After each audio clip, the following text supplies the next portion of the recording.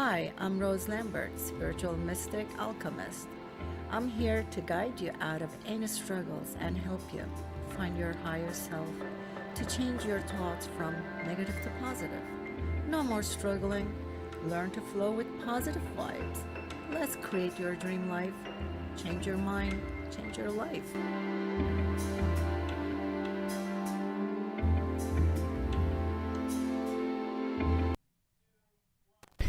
Hello, beautiful souls. Welcome to Spiritual Mystic Alchemist Show. I am your host, Rose Lambert. Today I want to talk about in memory of my dear friend, and I'm not going to use his name. After I tell you the story, you will understand why. I lost to suicide, and this show gonna be on for his memory.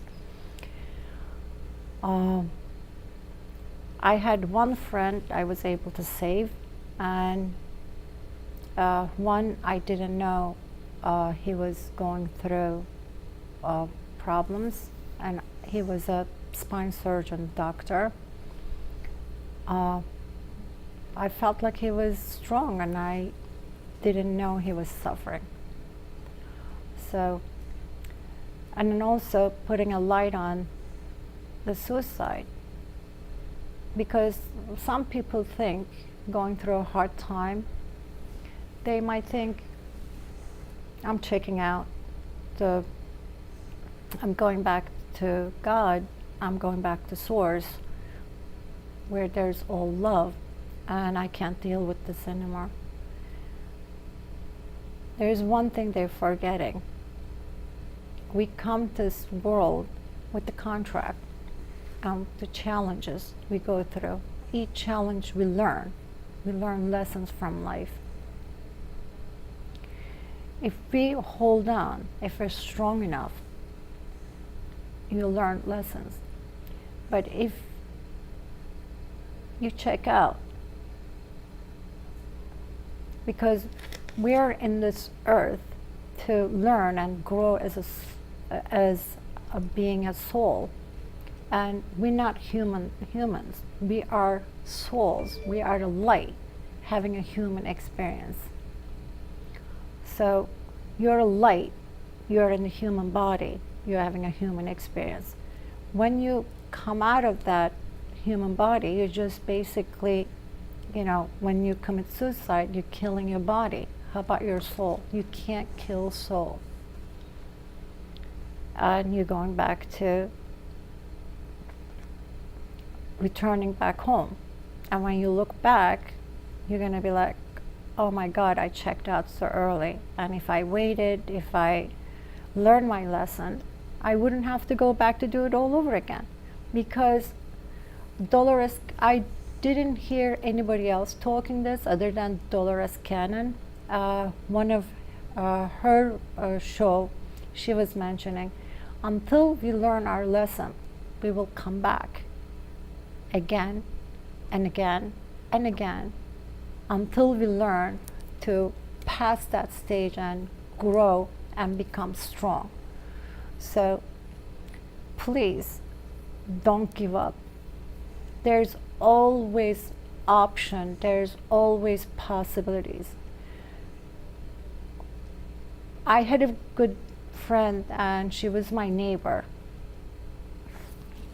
There's a other lady, and she survived. What was her problem? She went through a divorce. She is bipolar. She had mental illness too. It's like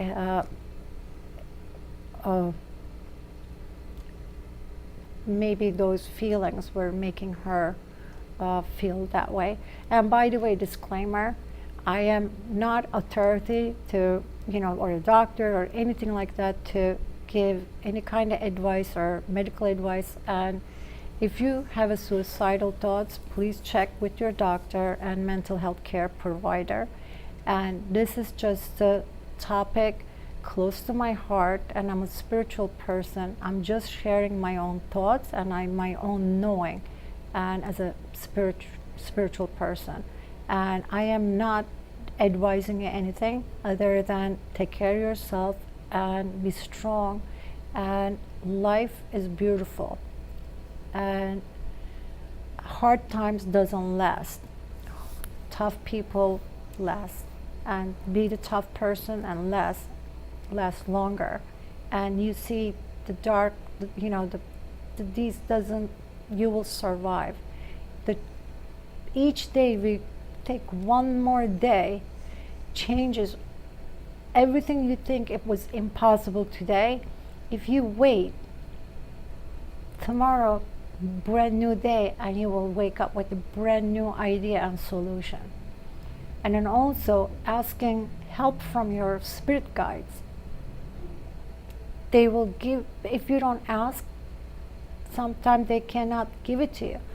If you ask your spirit guides, we all have spirit guides, all of us, everybody. You have to ask, I'm going through this challenge, please give me a signs, give me a confirmation, give me a validations, you are here, and like get me out of this situation. And believe you've been protected, you have angels working for you. Don't take your life. The life is so precious, and there's a lot of gazillions of billions, gazillions souls. They're trying to come back to have a chance to have a body, because we are light, and all the souls transfer to the other world. They trying to have a chance, the body, opportunity to have a life here. You are blessed already, and please, doesn't matter how hard is the things you're going through, nothing worth taking your life. Nothing. And I have a story to share from like the friend I lost. He was a spine surgeon. He's from Swedish mother, and the Mexican father looked like a Sean Connery. He was a really, really good looking 6'2" or 6'3", and blue eyes, dark hair, handsome man. It's gorgeous, and spine surgeon. It's like top of his game. He married my best friend at the time. I met him like that. And this marriage lasted about 3 years. And this 3-year time period, that friend of mine, she was gold digger. She was asking him to hand over all the money he has, and she was controlling him. And this kind of people, they don't have much outside life. In the morning, really early, they get up, they do their runs, and they have their surgeries. And nighttime, they go to sleep pretty early. And they're very, very smart, but socially, it's maybe not smart as us average people. And they could do miracles with saving people's lives and having amazing surgeries. But this friend of mine, I met him when he married my best friend. And I was going through a difficult time with my marriage. And then he started going difficult time with his marriage, because she was only married him for his money and because he was a spine surgeon and for his salary. She did a lot of bad things and blackmailing him, saying she's going to get pregnant, and if he doesn't provide whatever she wants, if he doesn't give whatever she needs, she's going to torture the baby. She was saying these all crazy, insane things. Insanity. And all these things were too much for him. And then also she started saying, if you don't do what I say, I am going to beat myself up, hit myself, like throw myself from downstairs and I'm going to say the police, you did it, and you're going to lose your medical license. And this woman was torturing him every shape of the way, blackmailing him. So he couldn't stand it, and one day he packed up a small bag and left the house and ran away and filed for a divorce. But his wife wasn't going to give up. Hired an attorney and was claiming, she supported him. It's only 3 years marriage, but she was saying a lot of insane things, and you could accuse and you could ask for anything you want. And it was taking a long time, and the spine surgeon, the husband, was living by himself, and he was lonely, just going to hospital, doing his runs, doing his surgeries, and coming home and getting ready for the next day, and didn't have much life. And he was saying to me, because watching what was happening, I'm an empath. I become close, and we become very close friends. And he was saying, Rose, I'm lonely, and I need somebody. I am very lonely. I didn't know what to do at that time being. I felt bad for him, and mentally it's like I felt, yes, he's asking, he's saying he's very lonely and desperate. I met this girl at my doctor's office, beautiful Russian girl, maybe like 15, 20 years younger than him. But when I told her he was a spine surgeon and I showed his picture, she jumped. She's like, yay, I will date him. So I fixed him up, and they dated about a year and a half, and his divorce thing was still going on. And then, because I told you we become a good friend, he was saying, it's like, this girl is only interested in my money, just like my wife was. And they broke up. And then he started dating other people, and he traveled a little bit, took a little off from his work. And he was saying, it's like, anytime I revealed my profession, they're actually Googling how much a spine surgeon's salary is. And they start asking me for, expensive handbags, what you could do for me. And he was saying, it's like, Rose, there is no real love in this world. Everything is financial. And everybody who's interested in me for my money. And it was heartbreaking to see his struggle, and I understood him, and I kind of had I had a crush on him, but I didn't say anything. He had a little crush on me too, but I met him when he was married to my best friend before. I wasn't the best friend with that girl anymore, but I met her through my friend, and with the manners and class I have, doesn't matter. Like, that wasn't the right thing to say, I'm interested in you. It's like, I'll be your, that time in my life, and I was married at that time too. It's like, I had a crush on him. My marriage wasn't good, but I didn't act on it. I never told him I was interested in him. But I did fantasize, if he goes through this divorce, and after, because sometimes when people going through a divorce, they could work out, and they could get back together again.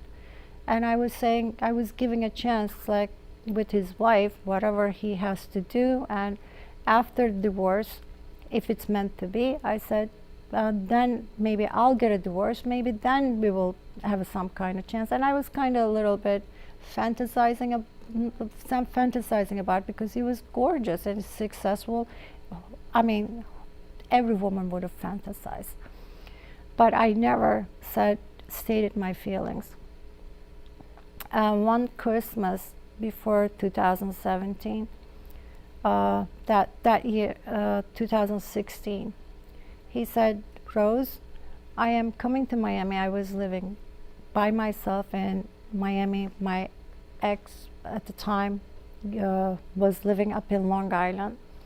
Um, I said, no, my husband is not going to be home.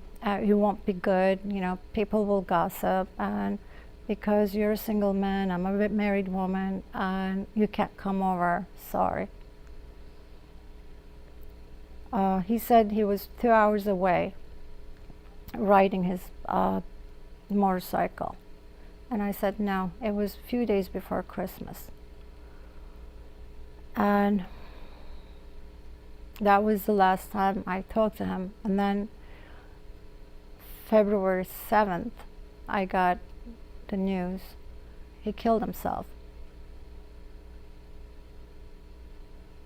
through mutual friend told me he killed himself, and I was like devastated because I didn't know he was a doctor. I thought, you know, if he had some kind of thoughts like that, maybe he would have seen a professional.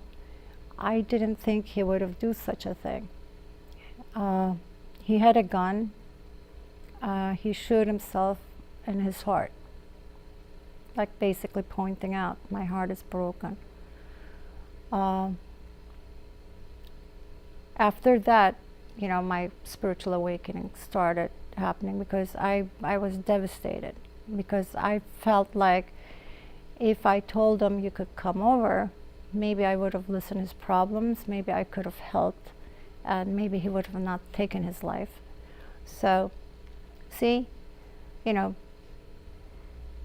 if he didn't take his life, I was interested in him. Everything could have worked out down the road if he just stayed strong. If he just didn't take his life, maybe I would have been married to him today. But we never had that chance. He never went through that tough time.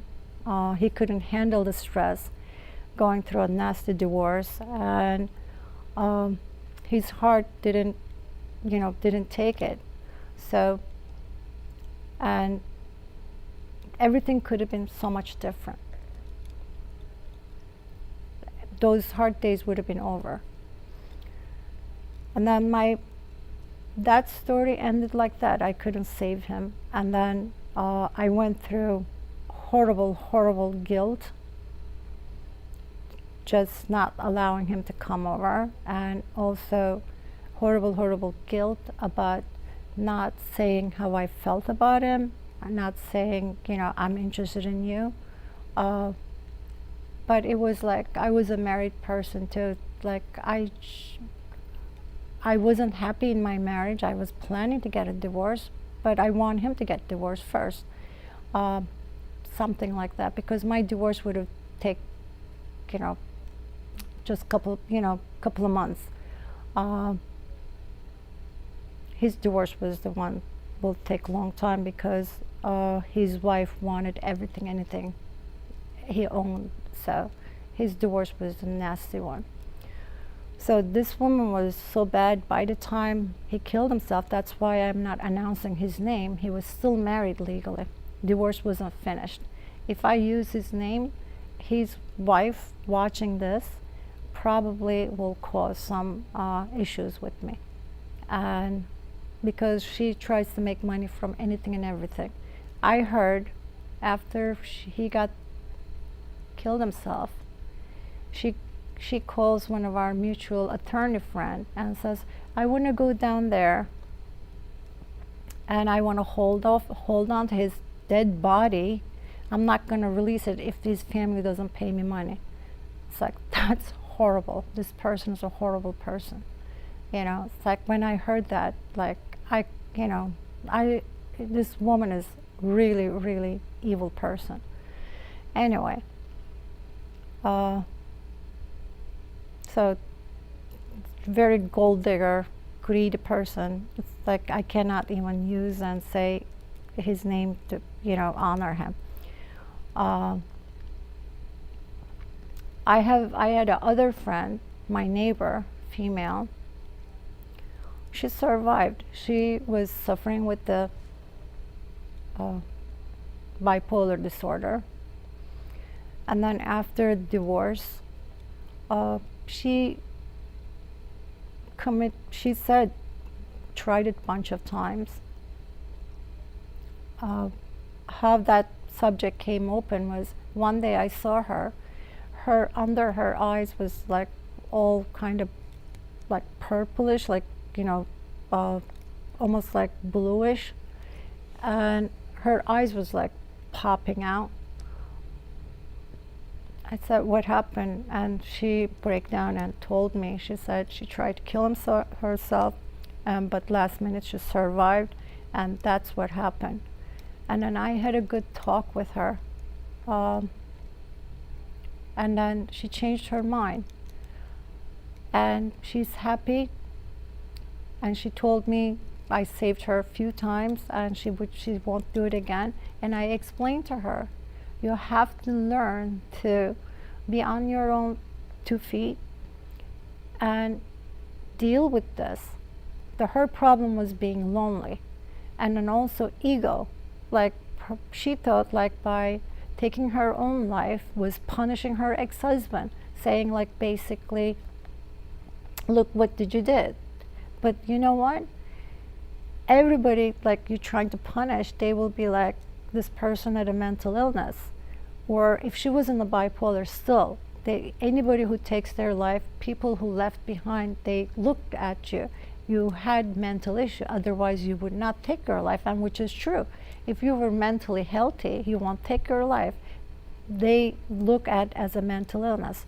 Nobody gonna go around and say, you know, it's like, should have done this, could have done that, you know, I did this to this person.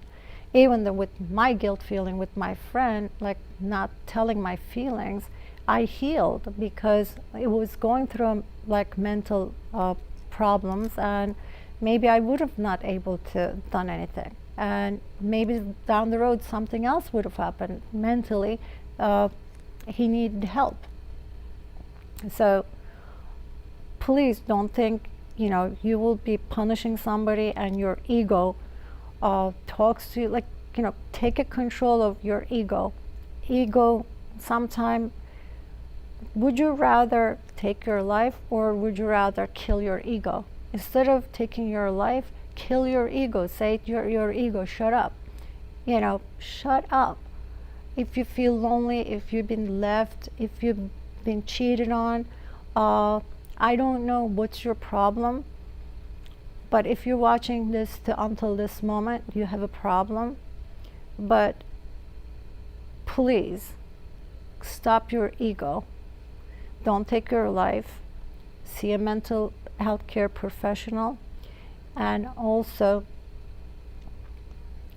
if you can't walk, you know, if you can't learn to deal with this, you have to come back again to redo it again. Might as well do it now.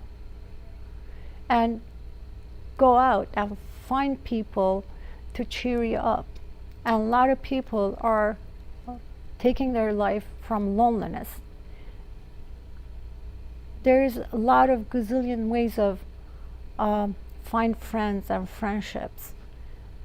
Join to groups, meetups, church groups, some activities. Get out there. Loneliness kills. Loneliness makes you depressed. Please, especially around holidays. That's why, you know, like people see, you know, they assume everybody's happy and they're lonely. That's why around the holiday times, a lot of people commit suicide. Loneliness is really, really big problem. And we get so involved with our personal everyday life, and we don't keep a healthy relationship, going out with friends and stuff like that. Please stay connected with some friends just to get a good energy from somebody.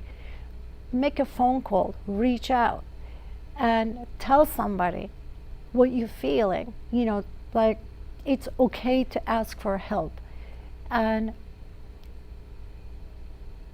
it's okay to be judged. You might be scared, oh, I'm gonna get judged. It's okay to be judged and losing your life. And you would be like, looking back down later on, you will be like, what the hell I was thinking about it. This is just a time period. I mean, sometimes could be situations happen, like some people might have incurable disease and they might be suffering from a lot of pain, and it will be very hard to deal. I'm not talking about those kind of people, and I am not the type of I'm not the person to make any kind of comment or have a knowledge, but I am. These are the examples I'm giving. Please hold on, and sending love and light to those suffering with the pain and dealing with the horrible illnesses and a lot of suffering. Hang in there and grow in your spirituality and trust, and ask help from your spirit guides. I had a sometime I do stop my pain, like if I have to go through something. I don't take painkillers. I don't take painkillers. You could stop your pain, aches, meditating. Learn techniques to deal with things. Please, life is so precious, and a lot of spirits wants to come this world to enjoy this life, and don't take that precious life. And I went through so many hard things in my life. I never ever thought about taking my life, and please, you don't do that either. I love you, sending love, light, and praying for your health, wealth, and receive a lot of love, and from me to you, and with a lot of love, and sending you all the hugs and kisses. Namaste. Tune in next time to Spiritual Alchemist with Rose Lambert, where we talk about everything spiritual to guide you onto the right path. For more information, contact rosegalson@gmail.com or 786-747-9280.